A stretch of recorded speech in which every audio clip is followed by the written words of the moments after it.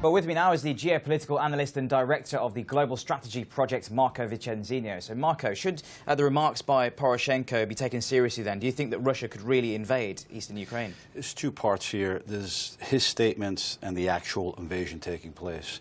I mean, obviously, this has been the most serious fighting. It's gone beyond skirmishes since the signing of the second ceasefire, Minsk II, in February of 2015. That's clear. In his speech, what's different today distinguishes the fact that Poroshenko in the past has rarely used the word invasion. So this underscores the level of seriousness in the fighting right now. Now, would a Russian invasion take place, full scale? What he was talking about is a full-scale Russian invasion along the border. There's 2,200 kilometers to the border, and most of the current fighting is taking place in the provinces of Donetsk and Lugansk.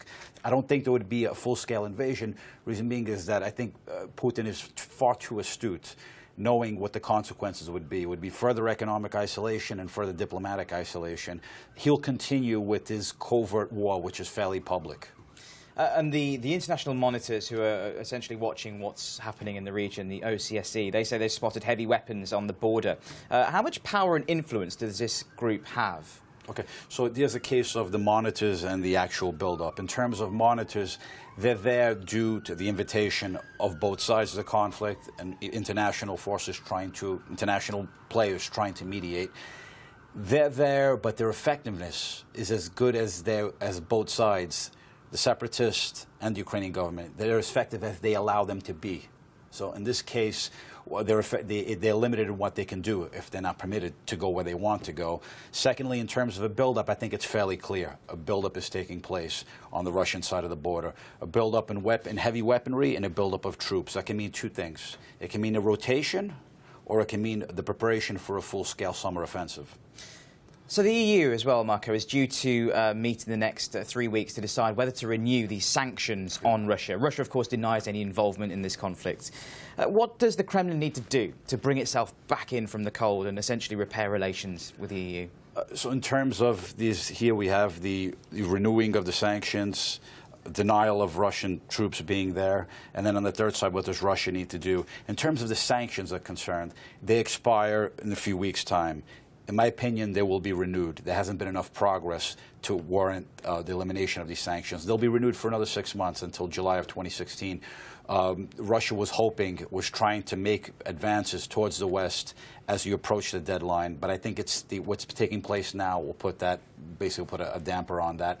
So in terms of Russian denials, we had last year in terms of the Crimea invasion. At first, Vladimir Putin denied that the Russians were the little green men, as they call them, as the troops were present in Crimea. Afterwards, he admitted it, basically admitted that he had lied. And in terms of what they need to do, basically they need, from the Western perspective, the Russians need to lean on the separatists to halt fighting, to bring them to the table and begin with the implementation and the execution of the ceasefire and the beginning of the process to try to bring this all to an end.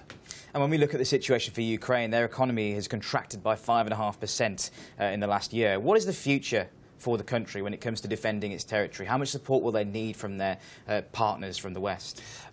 Ukraine is fully dependent upon the West. It's dependent upon it economically, diplomatically, and militarily. If you look at it, I mean, right now President Poroshenko was voted to office about a year ago with full support. He won in the first round at over 50%. But over the past year, also, his position has weakened, has eroded. Reasons why? Because of the war. As the war goes on, it drains the budget. It prevents him from doing what he wants to do economically. After years of economic mismanagement and corruption, they're having a difficult time to try to bring the country's fully dependent on Western aid, IMF and other Western players. And then in terms of militarily, I mean, the United States is a prime player in that. It's not giving the Ukrainian, it's giving it non-lethal aid right now. But the fact is that if the fighting continues, that option is not off the table of providing Ukraine with lethal aid. It's being discussed at the present time. So in this sense, Ukraine is in a very difficult position. Poroshenko's in a very difficult position. The West is basically trying to bring both sides to the table to try to resolve this issue. But in my opinion, we're far from that point yet. There'll be more fighting in the foreseeable future, particularly during the summer months. Very interesting to talk to you, Marco Vicenzino. Thank you very much indeed for that.